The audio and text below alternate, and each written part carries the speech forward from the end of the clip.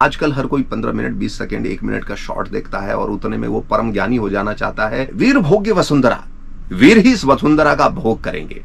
आप वीर बनिए, वीरतापूर्ण जितना भी प्राप्त कीजिए, इस वसुंधरा का भोग कीजिए। है सतत सनातन ज्योति जली, तुम साथ ना होगे कब तक, झूठों के साथ में झूठे बन तुम सत्य भुलाओगे कब तक। आप बड़े दानी बन सके कर्ण जैसे, राजा हरिश्चंद्र जैसे, तो अपने समाज अपने राष्ट्र के लिए बहुत कुछ दान कीजिए। इसी का नाम जीवन है। कृष्ण बार बार कहते हैं समत्वम योगम युज्यते।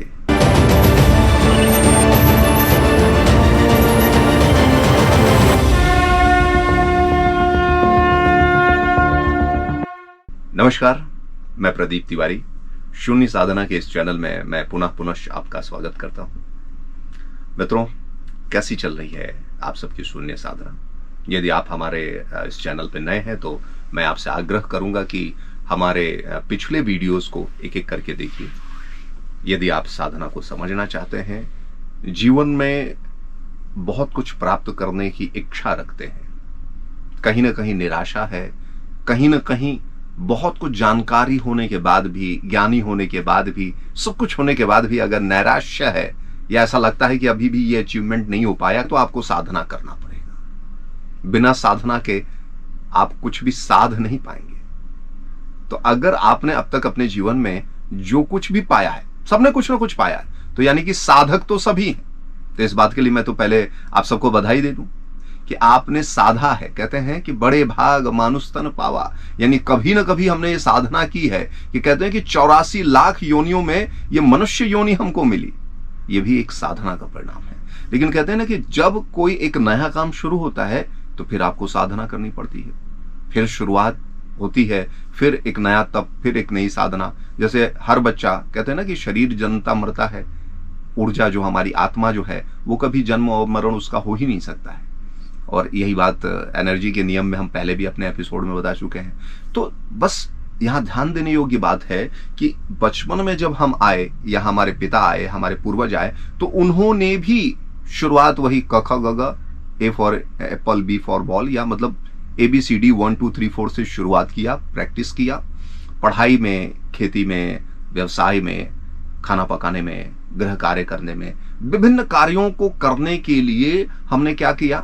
हमने बड़ी साधना की, हमने उसे सीखा।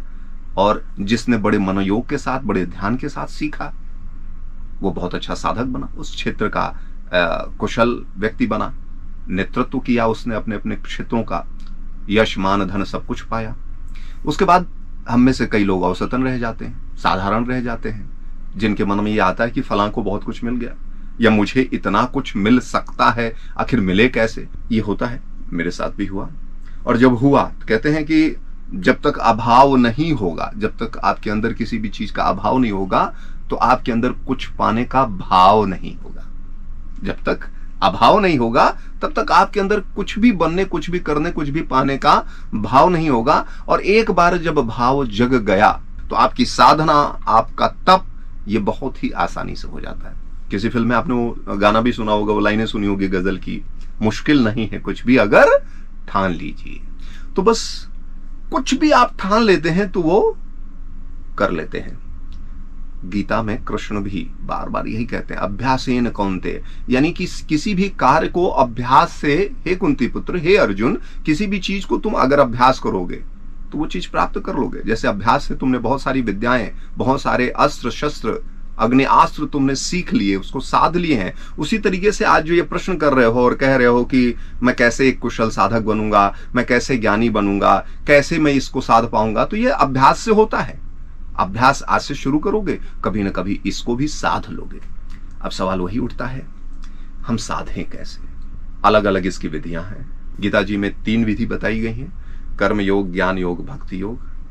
आप कोई भी एक मार्ग से चलते हैं। भाई, भक्ति योग क्या है? भक्ति योग है पूर्ण समर्पण गुरु के प्रति, आपके जो इष्ट होते हैं उनके प्रति आप पूर्ण समर्पण होते हैं, और वो जो कहते हैं, उनका जो निर्देश होता है, आप पूर्ण विश्वास करके उस कार्य को करते जाते हैं। वो मंत्र जाप बोलते हैं, वो जो भी कोई यतन जतन ध्यान भजन कहते हैं, आप उसको करते जाइए, करते जाइए, करते जाइए, करते जाइए। मन उसी ओर लग जाता है, तो बाहरी प्रपंचों में नहीं लगता है। हमने अपनी शून्य साधना में आपसे यही कहा था कि सजग होकर के साक्षी बन करके, दृष्टा बन करके स्वयं से स्वयं को देखना, यह ध्यान की पहली प्रक्रिया, पहला स्टेप, पहली मंजिल है। और जब आप देखने लगेंगे तो कहते हैं ना कि जिस तरह एक शरारती बच्चे को अगर ये पता चल जाए कि क्लास में या घर में कोई उसे देख रहा है तो अलर्ट हो जाता है, मन भी आपका अलर्ट हो जाएगा। और जैसे ही मन अलर्ट होने लगता है तो आप समझिए कि अब आप मन के राजा बनने की प्रक्रिया में चल पड़े हैं, आप उस प्रोसेस में हैं। फिर मन धीरे धीरे धीरे धीरे संयत होने लगता है और वो आपके अनुकूल, वो आपके हिसाब से चलने लगेगा। और अभी तक क्या हो रहा है, हमारे जीवन में जो भी दुख, हमारे जीवन में जो भी व्याधि, निराशा या असफलता है, वो क्यों है कि मन ने हमको अपने अधीन कर रखा है। और मन के विषय में हमने बताया है, पतंजलि योग सूत्र में इसका वर्णन है कि मन हमारा जो छठी इंद्री कहलाती है, ये हमारी जो 5 इंद्रियां हैं, इनके माध्यम से दुनिया में जाता है और उसी में रम जाता है। जो देखता है, सुंदर चीज देखना, अच्छी चीज खाना, रसना, सुनने का, तो अब उसको लगता है कि बस यही जीवन है, यही भोग है, यही सब कुछ है और यही बार बार मिलता रहे। लेकिन ना हमेशा दिन होता है और ना हमेशा रात ही हो सकती है। तो चूंकि प्रकृति परिवर्तन है, जीवन परिवर्तन का नाम है, इसलिए परिवर्तन हुआ। हम भी कभी बच्चे थे, बड़े हुए, अब धीरे धीरे धीरे धीरे हम वृद्धावस्था की ओर बढ़ रहे हैं। हमारे जो बड़े थे वो और भी वृद्ध हो रहे हैं, कुछ नई जनरेशन आए हैं। किसी कवि ने एक फिल्म में ये गाना लिखा है कि कल और आएंगे नगमों की खिलती कलियां चुनने वाले, मुझसे बेहतर कहने वाले, तुमसे बेहतर सुनने वाले। तो ये दुनिया ऐसे ही चलती है और ऐसे ही चलेगी। अब सवाल ये है कि हम और आप जिस भी अवस्था में हैं, अगर आप नवयुवक हैं, अगर आप बालक हैं, आप अगर प्रौढ़ावस्था में हैं या आप वृद्धावस्था में हैं, हर समय हमारे कुछ कर्तव्य कर्म होते हैं। हो सकता है कि हम बहुत सफल व्यक्ति रहे हों अपनी जवानी में, हमने बहुत अच्छा जॉब किया है, लेकिन रिटायर होने के बाद अब आपको नींद नहीं आ रही है, आप बेचैन हैं। अब आपको ऐसा लग रहा है कि हम परिवार में तारतम्य नहीं बना पा रहे हैं। तो आप ठीक उसी तरीके से हैं जैसे अर्जुन है। अर्जुन कई क्षेत्रों में बहुत बढ़िया है, लेकिन युद्ध क्षेत्र में वो किंग कर्तव्य विमूढ़ हो जाता है। मैं क्या करूं, यानी किंग कर्तव्य विमूढ़, what to do in this present scenario, what I should do, मुझे क्या करना चाहिए। उसके हाथ से धनुष छूट जा रहा है। योगेश्वर कृष्ण के साथ में वो बार बार कहता है साधिमाम ताम प्रपन्नम, हे प्रभु मुझे साधिए, मैं आपकी शरण में हूं। और जब तक वो नहीं कहता है कि मैं आपके शरण में हूं, तब तक शिव कृष्ण उसे सुनते रहते हैं। तो हमारे जीवन में अगर ऐसा है तो आप बिल्कुल सही जगह पे हैं। ये शून्य साधना, जिसमें हम संजय जी के साथ चर्चा पर चर्चा करते हैं, अलग अलग टॉपिक होते हैं और हर बार हर टॉपिक आपके लिए एक चिंतन सूत्र होता है। ये कोई उपदेश नहीं है। उपदेश ये होता है कि वन साइडेड हम बोलते चले जाते हैं। कैसे कि भाई सत्य बोलिए, झूठ मत बोलिए, ऐसा कीजिए, वैसा कीजिए, ये उपदेश होते हैं। पर यहां पे हमारी चर्चा है। इन चर्चाओं को अगर आप ध्यान से सुनेंगे, ध्यान रखिएगा, शून्य साधना चैनल में हम आपसे हर बार एक नई चर्चा लेकर उसके डिटेल में जाते हैं। तो इन चर्चाओं में आपको चिंतन सूत्र मिलते हैं। उस चिंतन सूत्र को क्या करना है, जब भी आपको समय मिले, एक घड़ी आधी में पुनियाद, जैसे कहते हैं ना बाबा रामचरितमानस में, तुलसी संगत साधु की कटे कोट अपराध। तो उसी तरह आपको जब समय मिले, 10 सेकेंड, 20 मिनट, 1 मिनट, यहां वहां, बस में, घर में, ऑफिस जाते वक्त, ऑफिस से लौटते वक्त, घर में बैठे हुए भोजन करने के बाद आप वज्रासन में बैठते हैं भोजन पचाने के लिए, या टहलने जाते हैं, या शौचालय में कई लोगों का दिमाग बड़ा कनेक्ट होता है। आप कहीं पर भी हो जहां मन एकाग्र कर सकें, आप सोचना शुरू करें, स्वयं से स्वयं को देखें, साक्षी भाव से, दृष्टा भाव से देखना शुरू करें। ये मन जा क्यों रहा है, कहां जा रहा है, फिर सोचें जा क्यों रहा है, फिर सोचें कि अभी वर्तमान के हमारे कर्तव्य कर्म क्या है, हमें करना क्या चाहिए, और फिर अपने मन को समझाएं कि करना ये है, इसलिए इधर जाने के बजाय तुम उधर क्यों जा रहे हो, ये व्यर्थ का प्रपंच क्यों। तो भाई आपका मन है, आपसे बेहतर उसको कोई ना समझ सकता है, ना उसे कोई समझा सकता है। तो समझाना और समझना ये हमारा अपना एक दायित्व है, हमारा एक कर्तव्य है। ये सारी बातें मैंने क्यों की, अगर ये प्रश्न आज आपके मन में उठता है, मेरे मन में उठ रहा है कि भाई प्रदीप तुम ये बातें क्यों कर रहे हो, ऐसी बातें क्यों कर रहे हो, तो मैं ये कह रहा हूं कि मैं शून्य साधना कर रहा हूं। तो शून्य साधना करने का परिणाम क्या है? कितनी सजगता मेरे अंदर आई? क्या मैं अपने व्यर्थ के मेरे मन में जो विचार आते हैं, बहुत सारे विचार आते हैं, क्या मैंने उनकी कुछ संख्या कम की? क्या कुछ संख्या कम हुई? और कम हुई तो क्या ये जो ऊर्जा हमारी बची, ये ऊर्जा किसी और लगी, कहीं सार्थक दिशा में लग पाई? तो बिल्कुल ऐसा हुआ है। कल ही मेरे पास कुछ समय बचा, मैं कहीं पर गया, रिकॉर्डिंग करने गया और पता चला कि भाई वहां कुछ एसी वगैरह कुछ गड़बड़ था। तो ये हुआ कि भाई बनने में समय लग जाएगा। अब या तो मैं दुखी हो जाता, किसी कार्य को हम करने चले और कोई भी विघ्न बाधा आ गई, अब या तो दुखी हो गया, उफ इसको भी अभी ऐसा होना था, और हमारा मन व्यर्थ में इधर उधर सोचने लगता, बहुत दुखी होने लगते हैं, हम फील करने लगते हैं, तो हम हो जाते हैं। और अगर आप सार्थक हैं, अगर आप साधक हैं, तो मैं शून्य साधना कर रहा हूं, तो मैं साधक होने के नाते मैंने कहा ठीक है, अब तो मेरे को समय है, इस समय में हम क्या कर सकते हैं? हम व्यर्थ का सोचना हमने छोड़ दिया, क्योंकि हम साधक थे, हम साधना कर रहे थे, यही चर्चा हम करते थे। और इस चिंतन सूत्र से मुझे मिला कि जब कहीं जैसे कहीं कुछ मिल जाए समय, तो आप उसे सही दिशा में लगा दीजिए। तो कुछ हमने किया जैसे सब करते हैं, कुछ देर हमने मोबाइल देखा, कुछ व्हाट्सएप देखा, कुछ और देखा। ये सब सारी चीजें देखने के बाद, मोबाइल देखने के बाद मुझे ऐसा लगा कि अब कुछ और टॉपिक पे सोचना चाहिए, कुछ और सोचना। तो सोचते सोचते चिंतन प्रवृत्त हुआ और अचानक कुछ लाइनें मेरे मन में उपजी। चूंकि मैंने लेखन कार्य भी किया है, मैं करता रहता हूं, तो कुछ लाइनें मेरे मन में उपजी, और फिर जब उनको मैं बुनता चला गया तो मां सरस्वती की कृपा से मुझे लगा कि 4, 6, 8 लाइनों की एक कविता बन गई है। पर मानिए न मानिए, ये उस शून्य साधना का ही परिणाम था।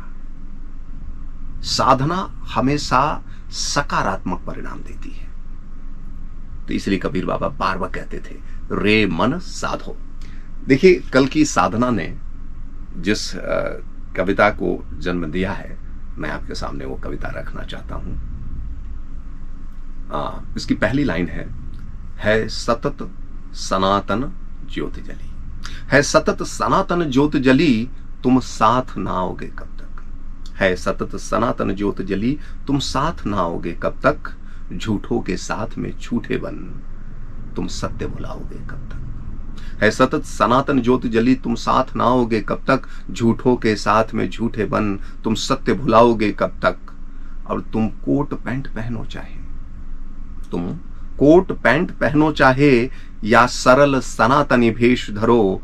पाश्चात्य की अंधी दौड़ छोड़, नहीं भरत कहाओगे कब तक। हम अंधानुकरण कर रहे हैं पाश्चात्य का, और पाश्चात्य का इतना अंधानुकरण कर रहे हैं कि हमने अपनी सनातन पद्धतियों को, हमने अपनी संस्कृति को, हमने अपनी अच्छी चीजों को दरकिनार कर दिया है। क्योंकि हमें नकल करनी है, नकल करनी चाहिए, लेकिन उसके लिए भी अकल लगाने की आवश्यकता है, ताकि आप अपने परिवेश के अनुसार कुछ अच्छा बना सके। बहुत बढ़िया बात बन गई है।